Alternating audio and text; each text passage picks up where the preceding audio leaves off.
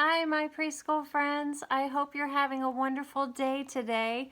It's sunny out. I'm so happy when the sun is out. It makes me smile. I hope you have a wonderful day. I wanted to share with you another story out of Thomas the Tank Engine. And I had told you yesterday that we would look at the picture with all of Thomas's friends.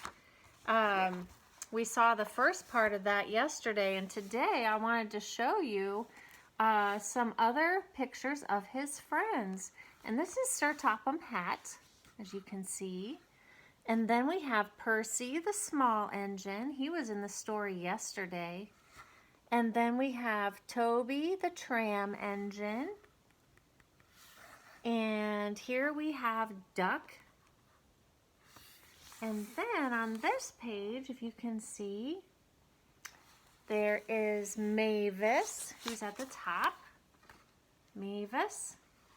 And then this guy right here is Diesel. And then you have Bill and Ben. And then you have Trevor down there. You see Trevor? Okay. Trevor's a traction engine. So let's see, I have to turn to the next story, which is called Trust Thomas. And if you can see the picture, you can see Birdie is in this story. Birdie the bus, Thomas's friend. Thomas the Tank Engine was feeling bright and cheerful. It was a splendid day. Good morning, he whistled to some cows, but the cows didn't reply. Never mind, said Thomas. They're busy with their breakfast. Next, he saw Birdie. Hello, Birdie. Care for a race today? Is he going to have a race with Birdie? But all Birdie could say was, ouch, that's another hole in the road. I'm sorry, Birdie, smiled Thomas.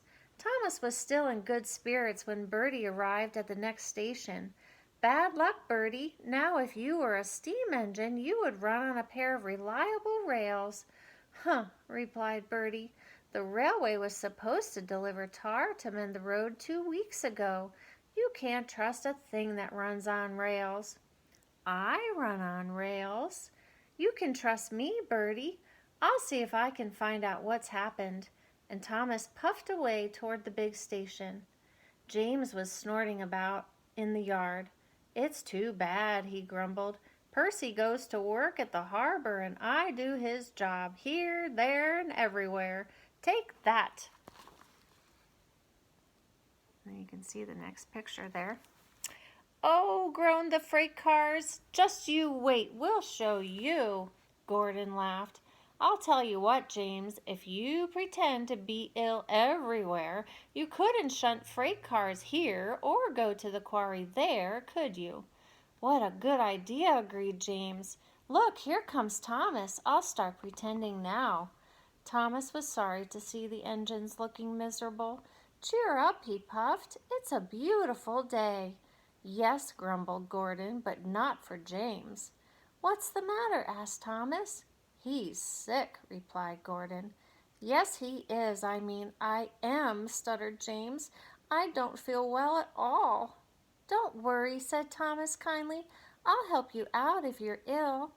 Gordon and James snickered quietly to each other. Some of James's cars were coupled behind Thomas, and he steamed away to the quarry.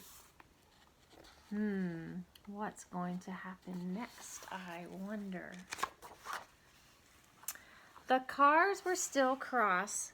We couldn't pay James back for bumping us, so we'll play tricks on Thomas instead. One engine's as good as another. But Thomas didn't hear them. He collected all the stone from the quarry and set off back to the junction. Danger lay ahead. Now for our plan, giggled the cars. Go faster, go faster. They pushed Thomas over the switches. Slow down, called Thomas's driver and applied the brakes. Poor Thomas stood dazed and surprised in a muddy pond as a toad eyed him suspiciously. Bust my buffers, muttered Thomas. The day started well, too. You see Thomas there. Duck pulled away the cars, and Edward helped Thomas back to the junction. Suddenly, Thomas remembered the missing tar. He told Edward all about it. "That's strange," said Edward. "A car full of tar has been left at my station. That must be it. Driver will make sure it gets to Bertie now." Later, James spoke to Thomas. "I'm sorry about your accident," he muttered, "and so is Gordon. We didn't mean to get you into trouble." "No, indeed," sputtered Gordon.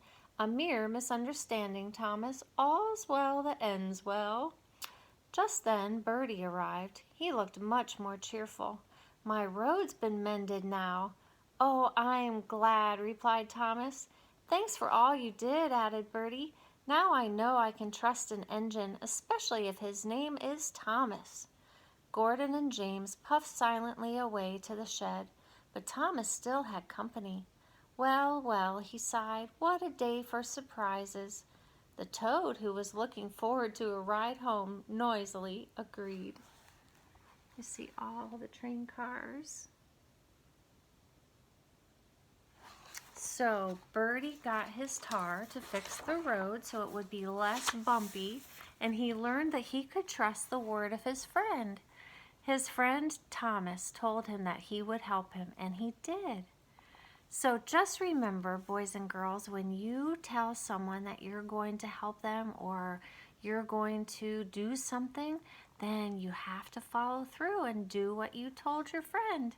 That way they'll learn to trust you and you will have a wonderful friendship. So I hope you enjoyed the story about Thomas and his friend Bertie and all of the engines today. And maybe we'll read another one out of this book because you can see there's quite a few more stories left in there. I hope you have a wonderful day. Until tomorrow, I love you.